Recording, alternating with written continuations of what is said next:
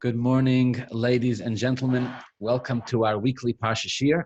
This week we are studying the Parsha of Vayera, the fourth Parsha in Bereshis, the conclusion of the Parsha, the last Aliyah, the last chapter Perek Chav Beis, chapter 22, containing one of the most famous and one of the most legendary and one of the most difficult to understand, actually, stories in all of the Torah, and that is what we know as the story of the Akedah, or Avraham Avinu's 10th test, right? The Mishnah says Hashem gave Avraham Avinu, our patriarch, 10 tests.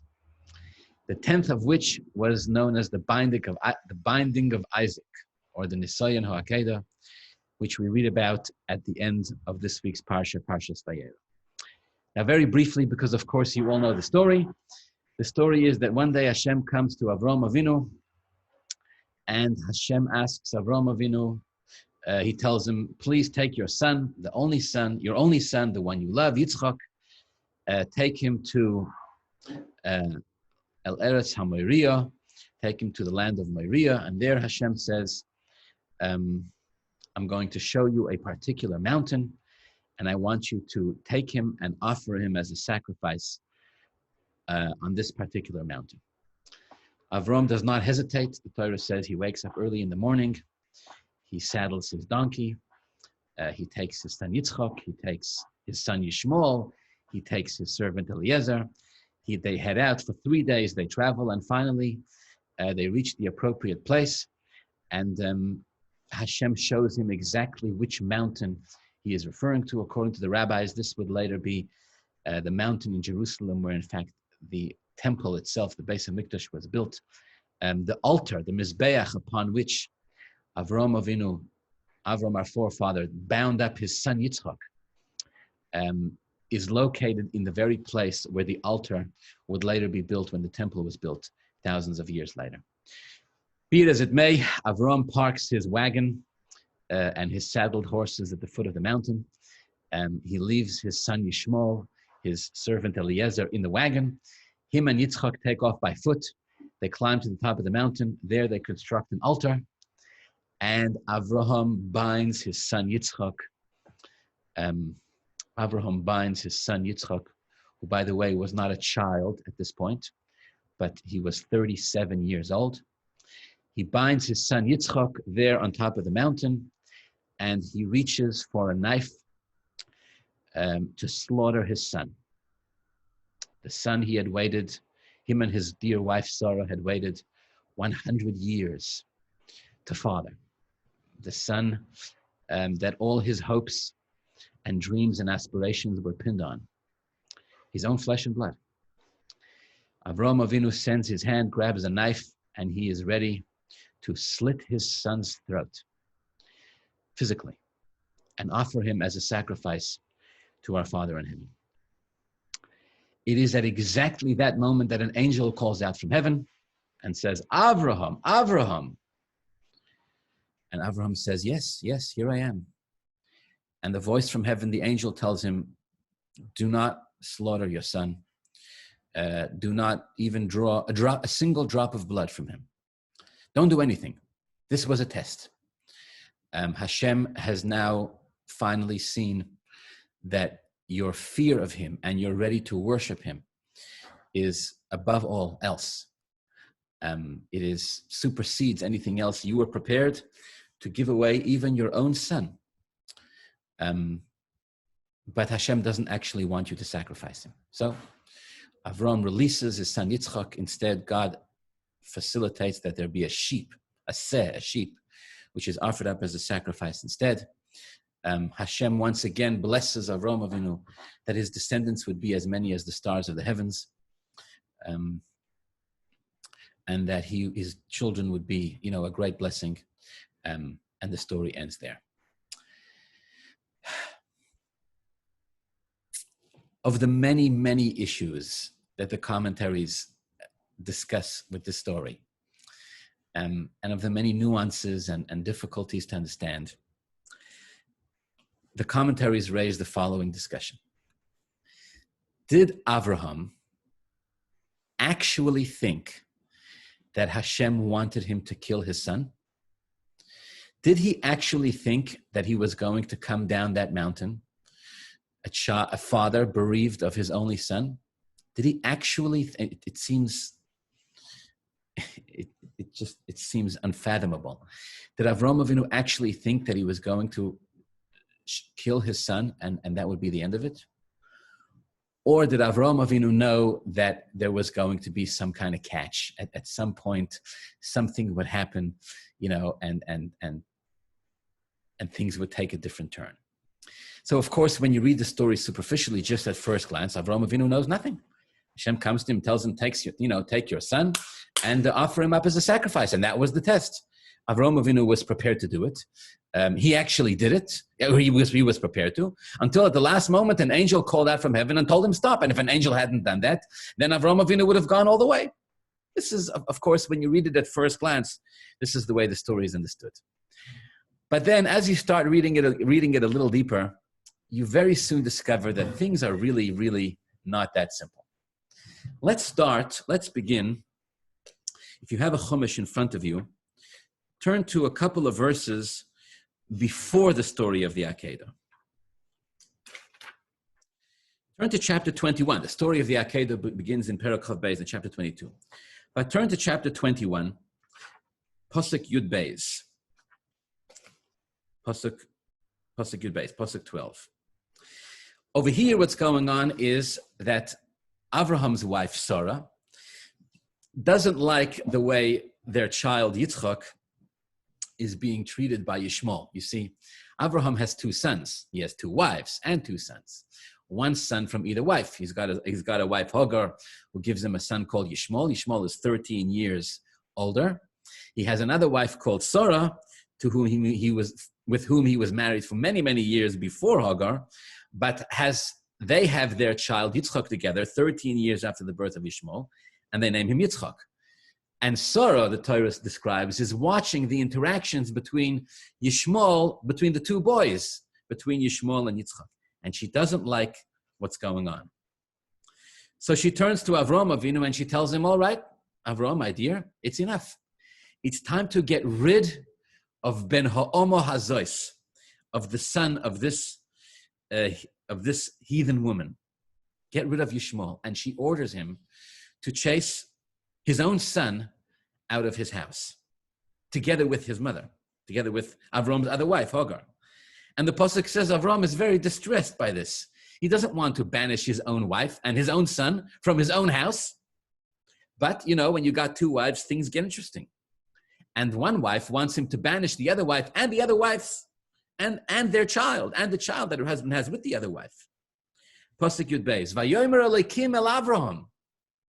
So as Avram is sitting there and his wife is telling him to get rid of Hagar and to get rid of Yishmael, and Avram is feeling distressed, Vayera Hadover, he's struggling with this.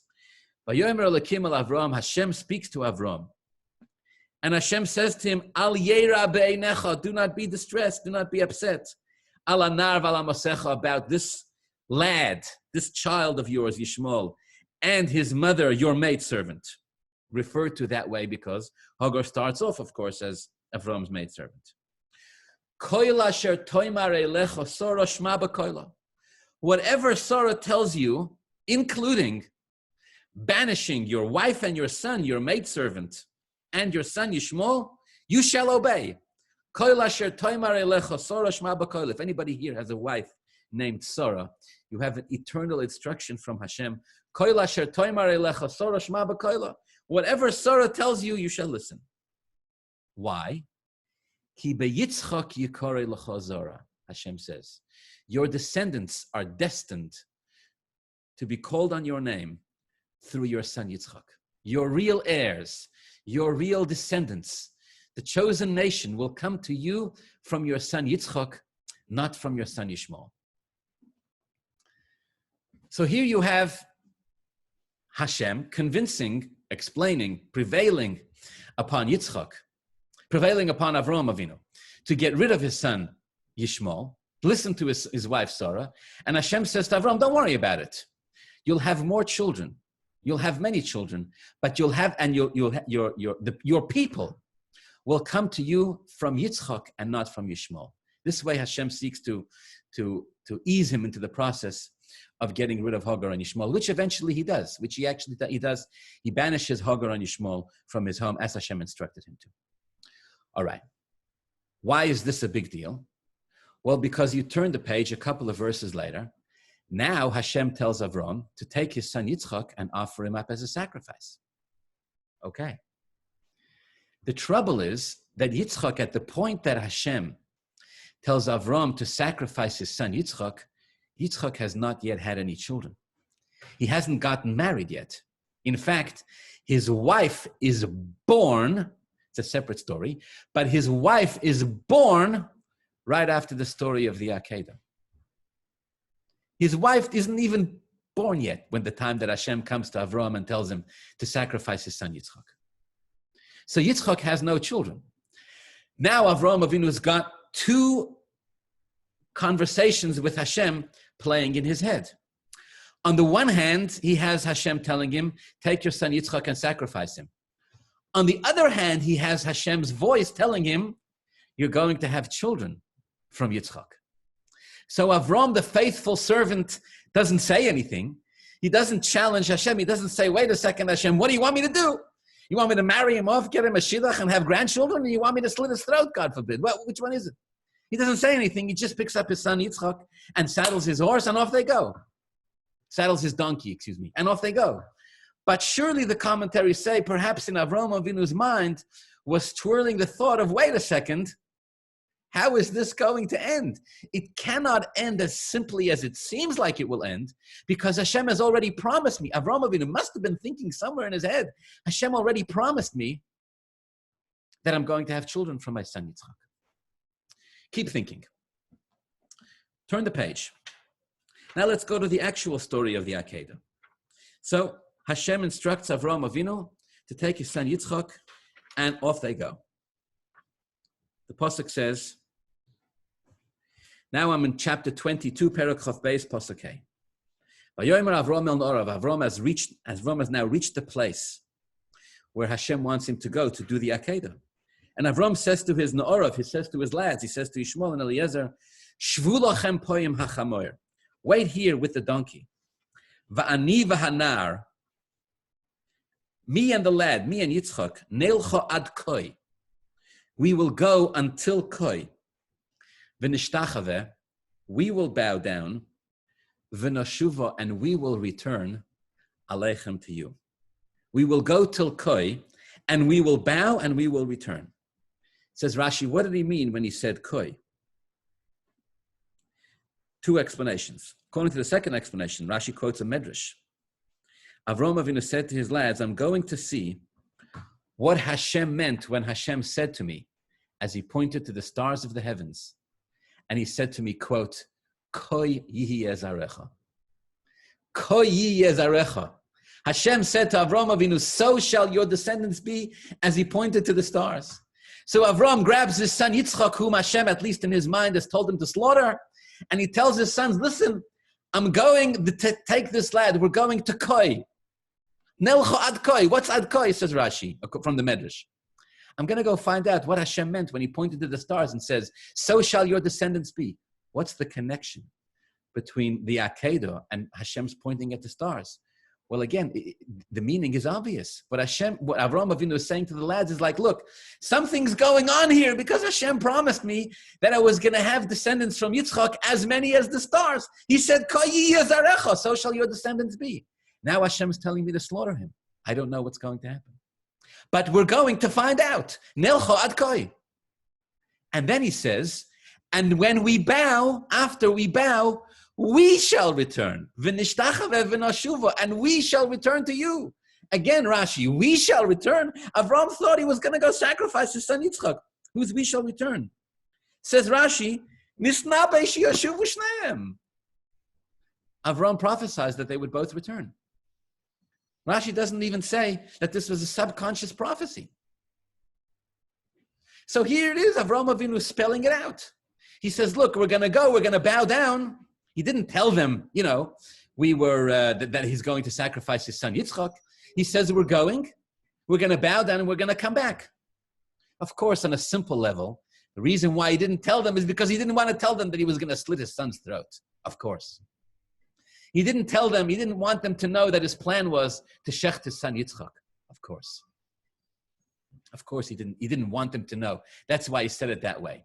But on a deeper level, surely we can make the case that when Avraham Avinu said, we're going to go and we're going to bow and we're going to return, because we're going to see what Hashem meant when he said, so shall your descendants be.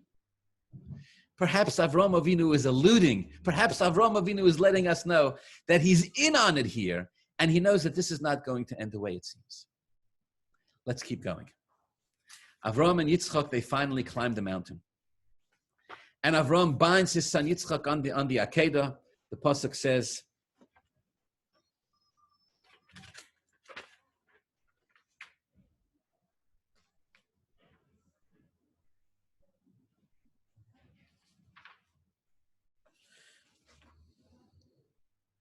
Pasuk Yud, verse 10.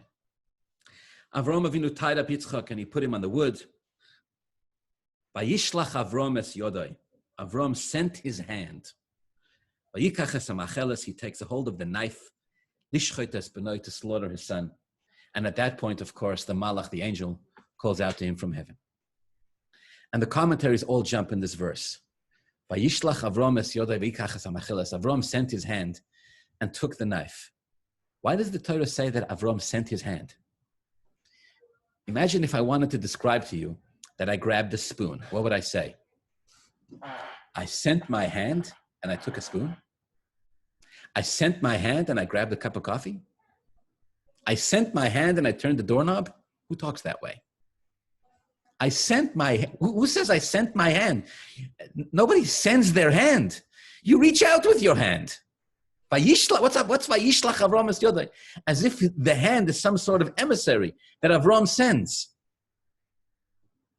The Torah could have just simply said, Avraham took the knife. What would we have thought? That he took the knife with his foot? And if for whatever reason we need to mention his hands, the Torah could have said, Vayikach Avraham es hamacheles biyodai. Like the Torah says in so many other places. He took the knife in his hand. Vayishlach Avraham es yodai. Avraham sent his hand. The commentaries say something amazing. Listen to this. The commentaries say Avram's physical body was trained to follow the will of Hashem. When Hashem wanted something, Avram was so in tune, he was so synced to the supernal will of the Almighty, that when Hashem wanted to do something, Avram's body responded. When Hashem said, go here, go there, Avram's feet ran.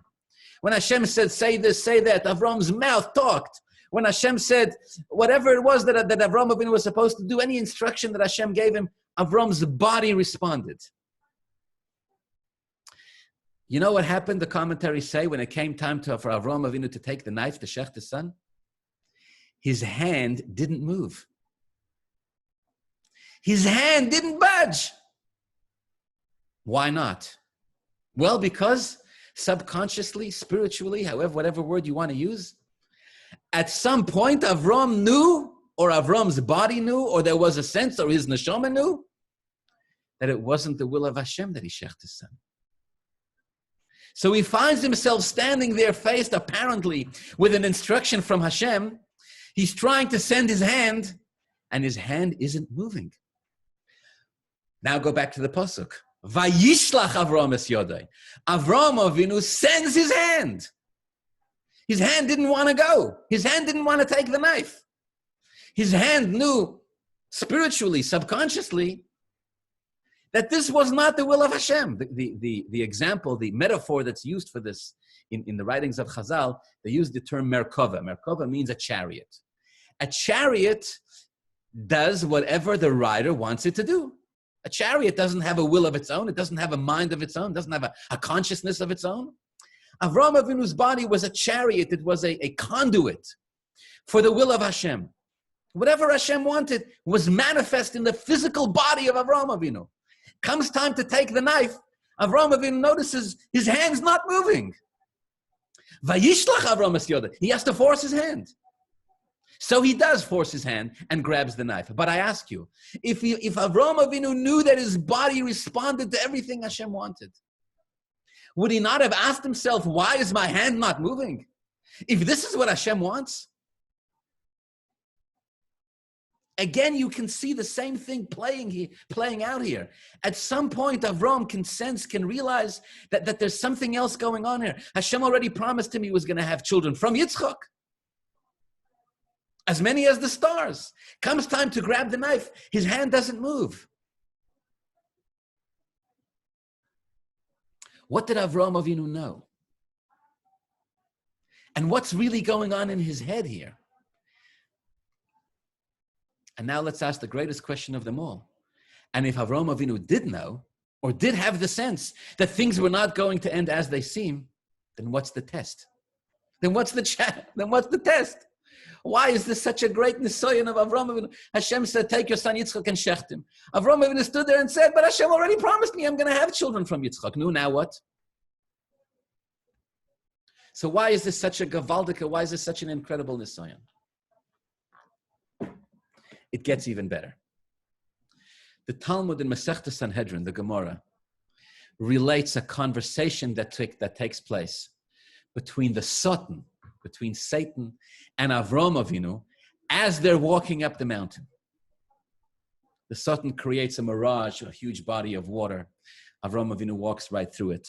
The Satan tries to talk him out of it. The Satan says to him, are you crazy? Do you know what people are going to say about you? Etc., etc.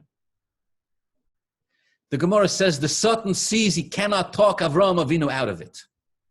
I'm going to read this to you because it's 2 lines in the Gemara and it's wild stuff.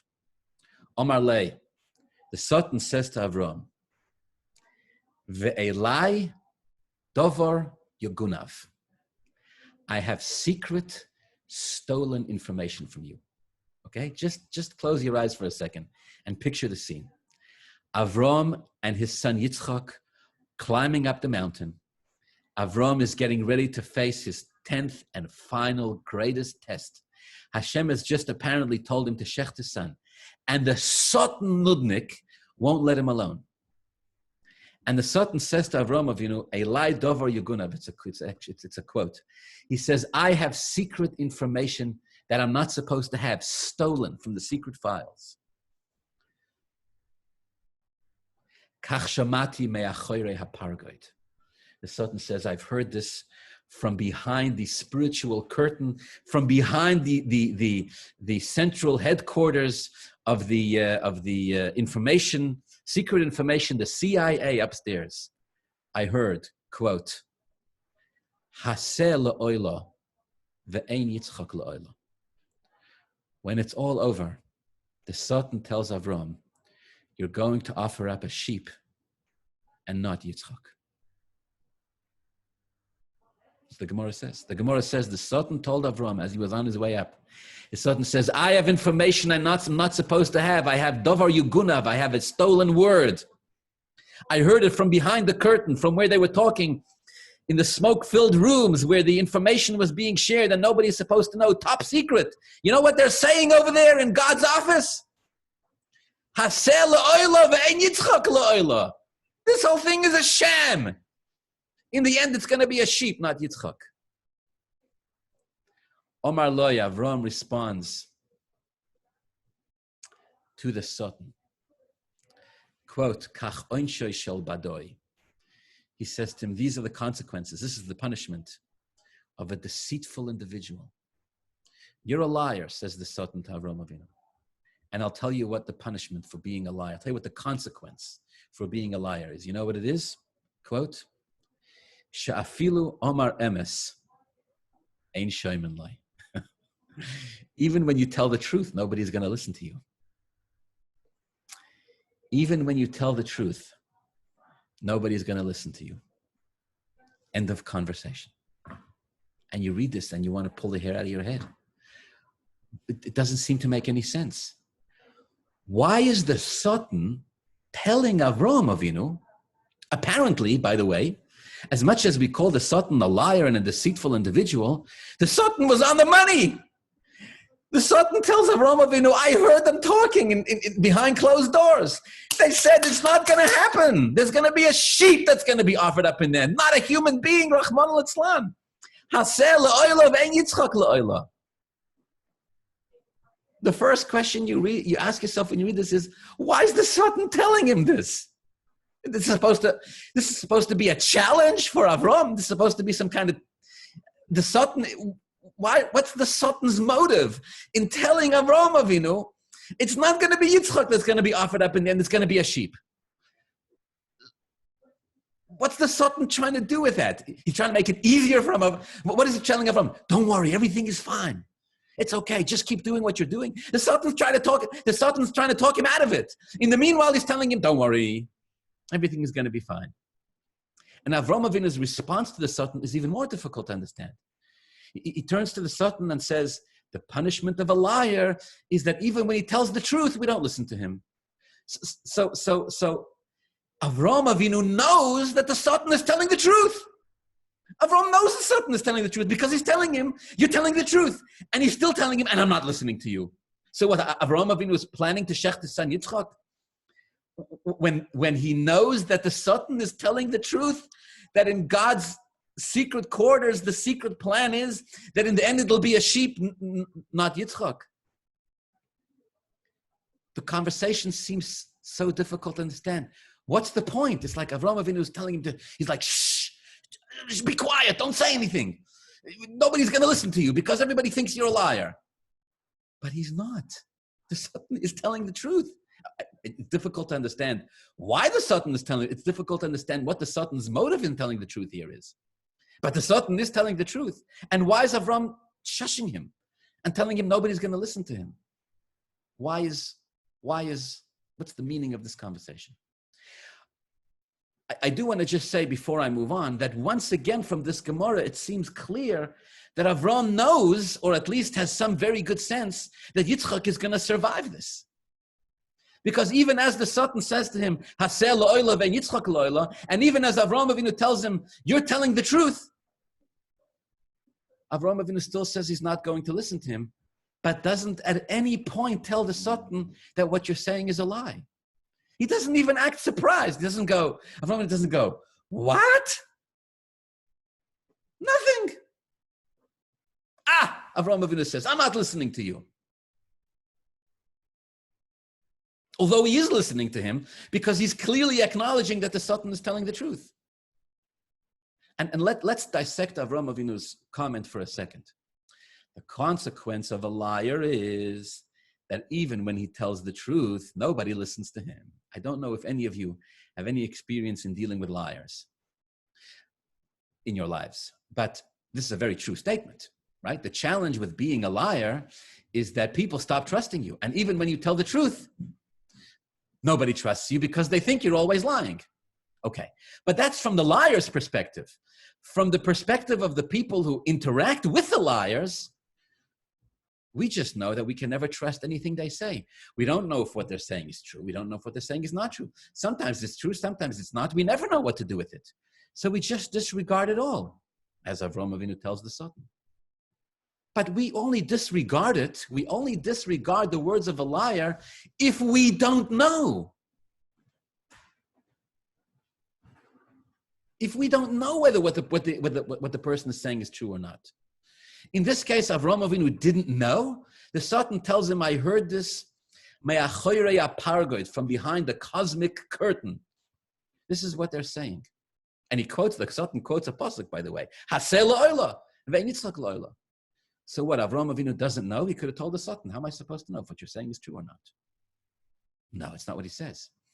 He says, the punishment of the consequence for you, my dear friend Satan, is that even when you tell the truth, we still don't listen to you. What do you mean, even when you tell the truth, we still don't listen to you? We don't know whether you're telling the truth or not. That's why we can't listen to you. But if we knew that you were telling the truth, of course we'd listen to you. What's the difference? Who tells the truth? What's the difference? Who tells the truth? If it's the truth, it's the truth. Truth is the truth no matter who says it. So if Avraham knows that what the Satan is telling him is true, why does he have a hard time accepting it? And if he doesn't know, then he should say to the Satan, I don't trust you, and I don't know if what you're saying is the truth or not. And I don't care. And that's not what Hashem said, etc. He seems to be he seems to want to hold the stick here on both ends. He wants to acknowledge that the Satan is telling the truth and still not listen to him, which seems difficult to understand. What would be the purpose and what would be the point of that? Okay. Here's an insight. Here's a perspective. Here's a perspective on the story of the Akedah and what it is that's really going on here. Hashem tested Avraham Avinu 10 times. Avraham was thrown into the fire. Avraham's wife was taken captive.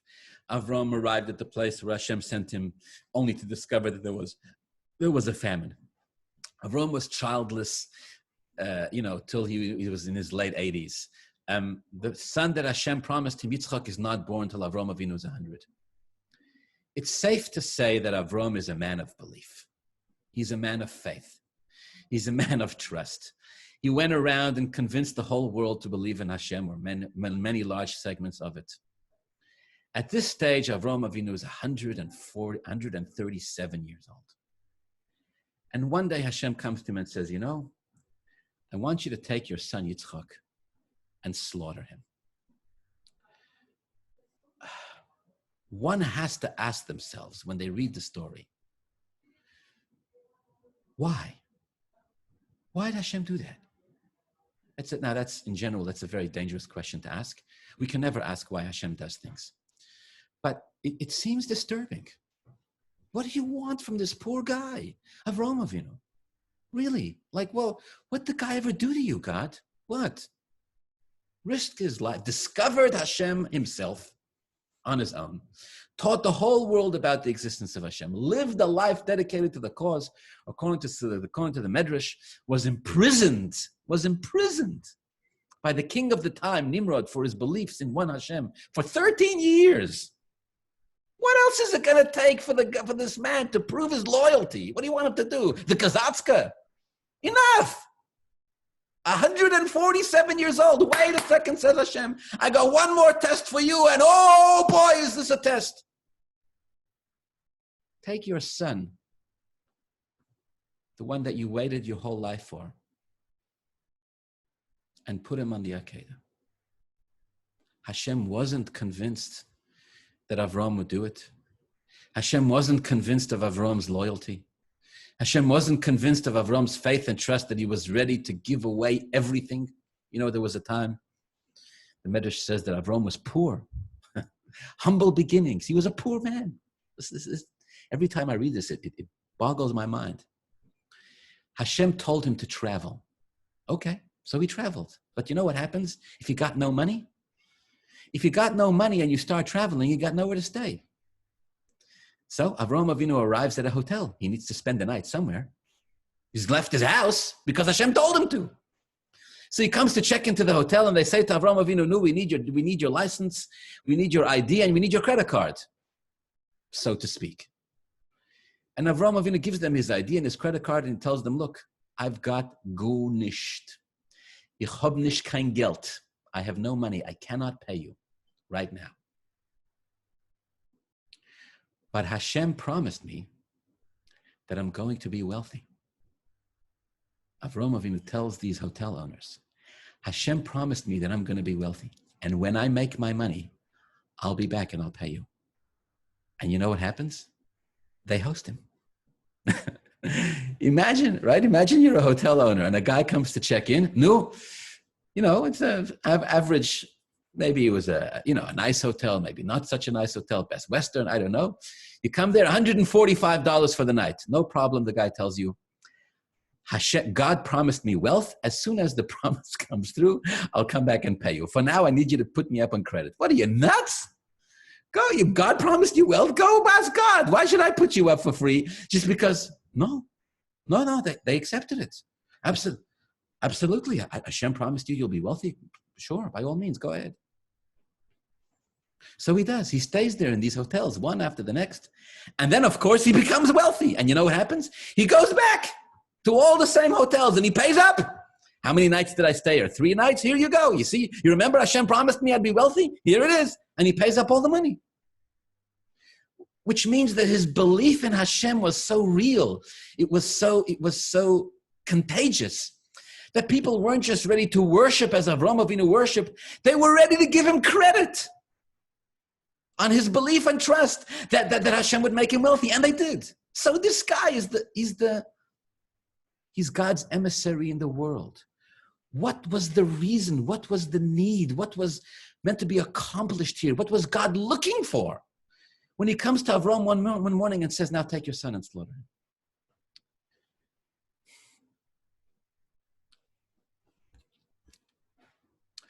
One of the many explanations here is that this test of the Akedah, that this test, the final 10th test, wasn't really about Avraham Avinu.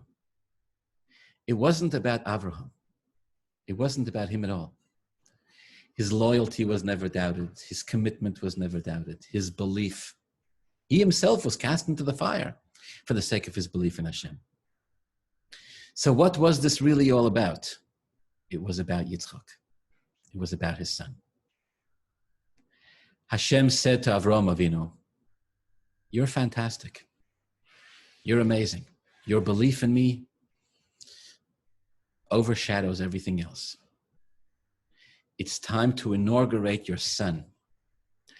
It's time to teach your son what it means, the Mesiras Nefesh of a Yid. You see, Avraham discovered it on his own. Avraham fought for it with everything he had. Avraham was ready to risk his life and did risk his life over and over again. He wasn't born with a spiritual spoon in his mouth. Yitzchak, on the other hand, when Avraham is 100 years old, is born a celebrity. He's born to Avraham Avinu. His father gave him the holiest, most wonderful education in the world. And so he grows up in the lap of spiritual luxury. And at the age of 37, Hashem turns to Avraham Avinu and says, it's time for the 10th test. To test who? Avraham Avinu needs no more tests at this point. It's time to teach Yitzchak what it means to be a Jew. It's time to teach Yitzchak what Jewish history will sometimes call upon us to sacrifice because of who we are. It's time to test to see whether Yitzchak has in fact been educated successfully in the ways of Avraham Avinu. This test, the 10th test, was about Yitzchak. So then, of course, you'll ask, well, why do we say Avraham Avinu had 10 tests? If Avraham knew, if this wasn't about Avraham, so why is this considered one of the tests of Avraham? It was a test to see how successful Avraham was in educating his son Yitzchak. It was a test to see whether the Mesiras Nefesh, whether the self-sacrifice of Avraham Avinu was deeply ingrained enough in him to the point that he would give it to his son as well. This was a test to see whether Avraham would remain for all eternity a story in the past, or whether he'd be able to give over that Yiddish neshama, that Jewish determination, that sense of self-sacrifice in Mesiras Nefesh, whether he could give it to his kids. Because God knew that Avraham Avinu's children and grandchildren and great-grandchildren and descendants would face challenges as Jews, dare we say, greater than Avraham Avinu himself. So yes, Avraham is the father. But at the age of 137, Hashem came to Avraham and said, now let's see how well you did with your children. Let's see if you were able to give that sense of courage and commitment, that sense of dedication to being a Jew and doing what Hashem wants, that grit. Let's see if you gave it to your sons. Let's see if you gave it to Yitzchak. How are we going to tell? We're going to make an assignment. We're going to make a 10th test. And this time we're going to ask you not to be cast into the fire yourself. This time we're going to call upon not you to be ready to risk your life, but this time we're going to call upon your son. We're going to ask him to see if he's ready to give up his life.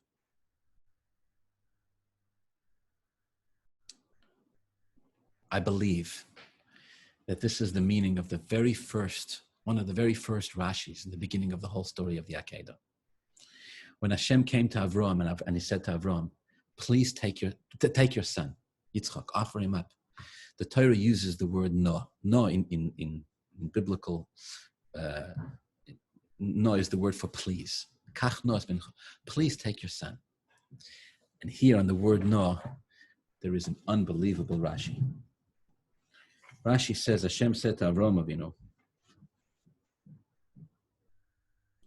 Bevakosha mimcha. Hashem says to Avraham, I'm begging you. Amoid li bezeh hanisoyin. Please pass this test for me. Shelo yomru, so that people should not say, Harishonos lo haya bahin mamash. The first 9 were worthless. Hashem says to Avraham, I'm begging of you, please pass this test. These are the words Rashi uses. Hashem says, I'm begging of you to please pass this test, so people shouldn't say that the first 9 tests were worthless. Now I got a question to ask you. Who in heaven's name would say that the first 9 tests were worthless? If Avraham Avinu failed the 10th test, it means the first 9 are worthless. And why is Hashem telling him that this is a test? Hashem says, please pass this test.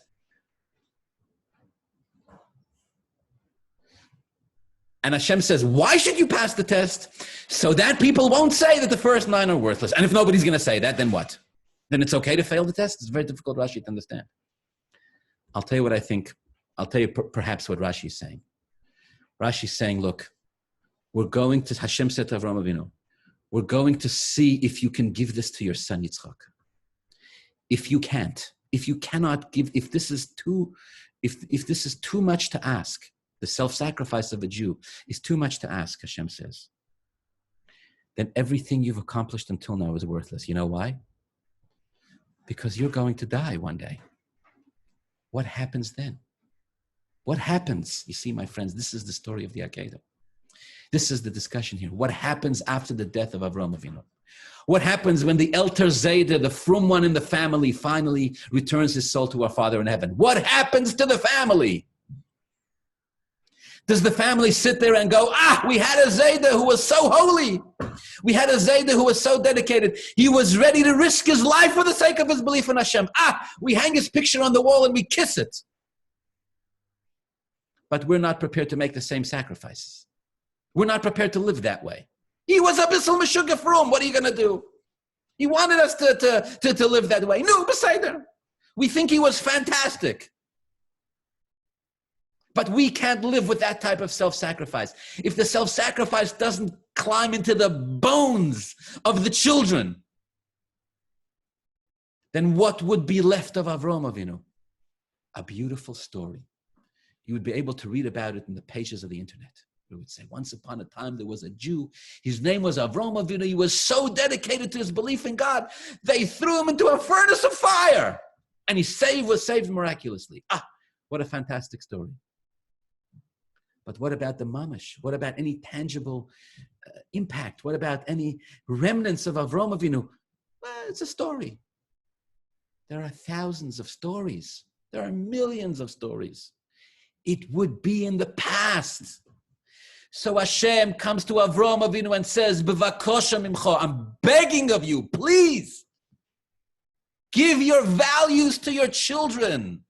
Put it in their hearts, put it in their minds, put it in their souls, put it in their bones, ingrain it within everything they have. That they should be ready to have the same self-sacrifice that you did.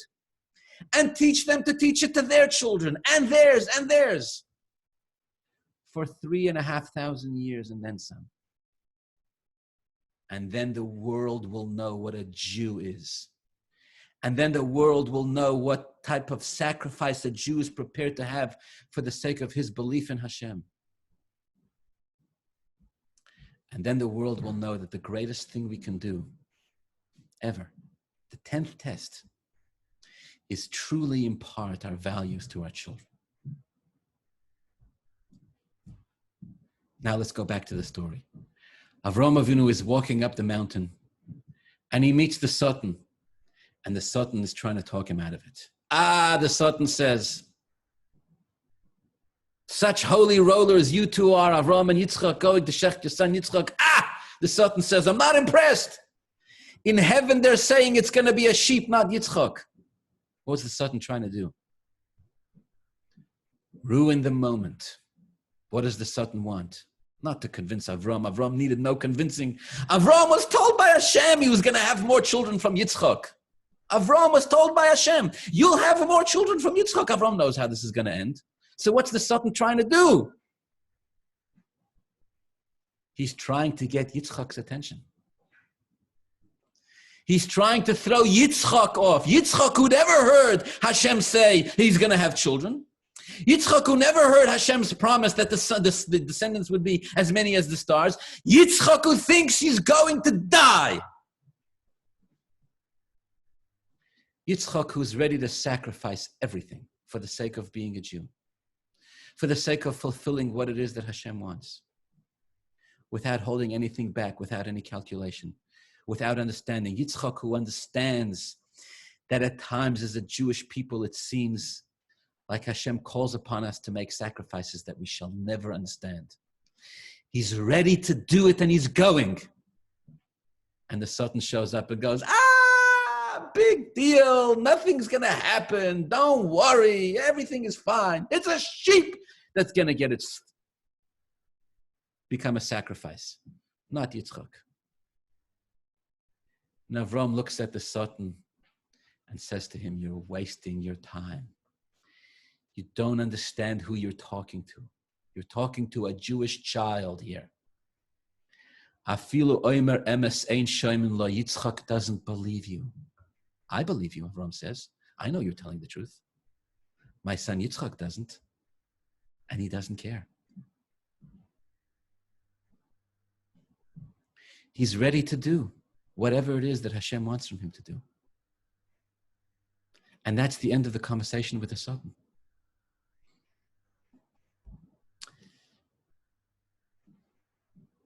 This becomes the model, if you will.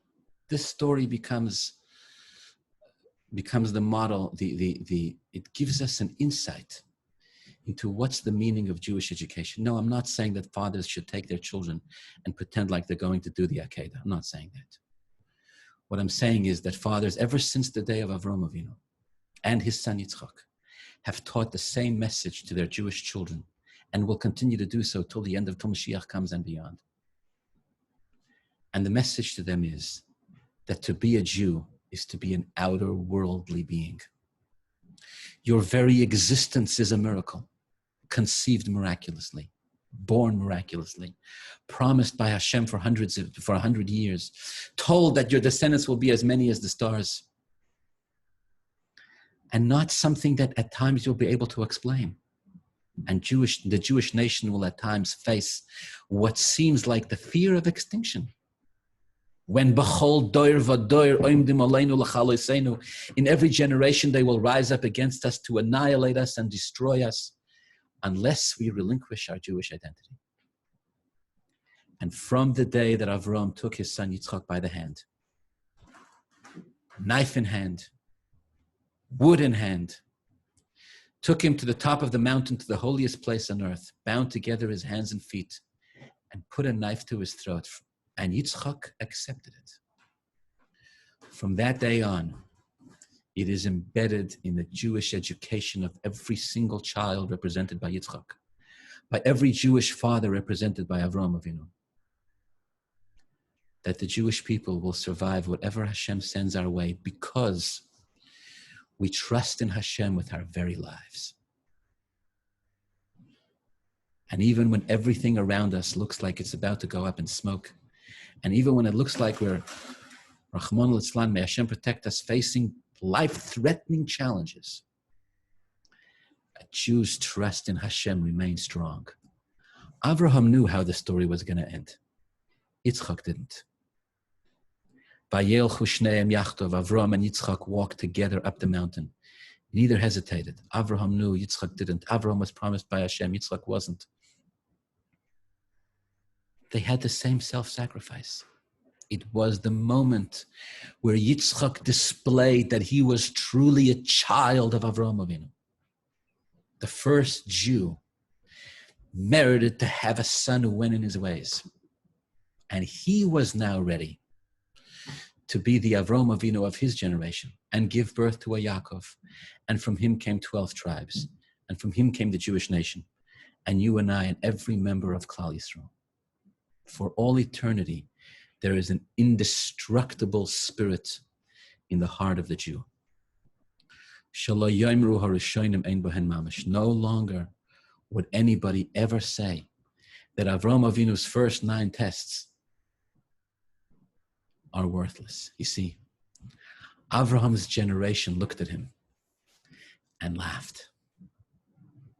Avraham's generation, the kings, the monarchs of the time, the superpowers, they looked at Avram and they laughed and they said to him, what are you working so hard for? Why are you fighting with the whole world? What are you doing? I know the truth, said Avraham Avinu. I will convert and I will convince the whole world. They said to Avraham Avinu, who in heaven's name do you think you are? One mere mortal, one human being. You live for 175 years and then what? You'll go to the same place where every other human being goes. And then you'll be another story, just like everybody else. Relax, they said to Avraham Avinu. It's okay. Stop fighting with everyone and everything and give it up. What do you think you're going to do? Change the world? How? You're one person. Avraham Avinu said, I'll have children. The world laughed at him. No, they said to Avraham, you're not going to have children. They didn't just mean that he wasn't going to have physical children. They meant he'd never have spiritual children. They said to him, how are you going to educate a child to be a meshuggah like you? To fight with the world, to believe in an abstract God that no one can see, to fight with the times, to be ready to sacrifice their life for the sake of their beliefs. You're a meshuggah. How are you going to educate a child to do the same thing? And so Hashem comes to Avraham Avinu and says, not only will you have a child, not only will you have descendants, but your descendants will survive long after everybody else who calls you a meshuggah is gone. There'll be stories, and your children will be alive and well, as many as the stars. But your 10th and final test, Avraham Avinu, is not to give, is to take that physical child that you've had and to give him a Jewish soul, to teach him what it means to be a Yid, to teach him what it means to fight with the world when necessary, just like you, Avraham Avinu, did, and to be ready to literally stick out his neck for being a Jew and for the will of Hashem. And then when you have that, then Yitzchak is ready to get married and have children of his own and teach them what it is that they needed, because they had their own challenges. They needed to go down to Mitzrayim. They needed to face the Egyptians for 210 years. They had their own Akedah. They had their own baby boys thrown into the Nile River. And they had their own tests of faith. We don't know, of course, we don't know why Hashem sends us these types of challenges, why Hashem sends us these obstacles. But we do know that Jews have faced them from the days of Avraham Avinu. And we've always passed. Because of that mamash, because of Harishonim, ein yesh bohem mamash, because of that substance, that grit and grind, that DNA, that indestructible Jewish spirit that remains, that burns in the heart of every single Jew. I got 60 seconds left. I'm going to conclude with a story. They said there was a Hasidic Yid in Russia once. He was put in prison for his activities on behalf of Jewish education. And they sat him down one day and they said to him, you're fighting with the government under the communist regime. You're fighting with the government. They said to him, you're such a small person. You're one human being. Do you know how big the world is? Do you know how big the universe is? Do you know how big? And they proceed to explain to him, the world has X amount of people, and it's, X amount of light years and stars and planets and et cetera, et cetera. And they give him a science shiur on how big the world is. And when they're done, the Jew stands up and says, in the Mishnah, it says that every Jew is obligated to say the whole world was created for me. I had no idea how big the world is. Now that I know, I feel so much more powerful. I feel so much more indestructible. The whole world was created for me as a Yid, to do what it is that I need to do in this world. And so it is from the days of the Akedah. Every father will take his son Yitzchak to the proverbial Akedah. Every father will take his son Yitzchak by the hand, walk up the mountain with him and say to him, at some point, my dear child, to be a Jew, you're going to be called upon to sacrifice something. There's going to be a challenge that's going to come your way. And when that moment of truth comes, my dear son, vergiss nicht, wer du bist. Don't forget who you are. Vergiss nicht, von wann du kommst. Don't forget from where you come from. Don't let go of that golden chain that goes all the way back to Avraham Avinu. Even when, God forbid, your very life seems to be at stake. Don't lose hope and don't lose heart. Ki imanu keil, because Hashem is always with us. And the Jewish people will always survive. And the Jewish people will always thrive.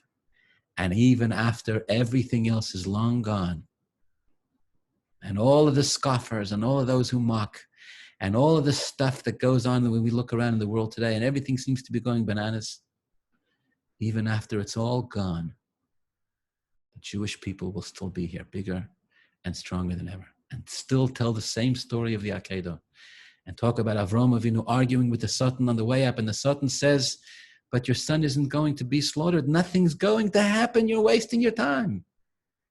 And Avraham looks at the Satan and says, you don't know what you're talking about. Nobody's ever going to listen to you. You're worthless. You present no challenge against the soul and the Mesiras Nefesh of a Yid. Have a wonderful Shabbos, my dear friends.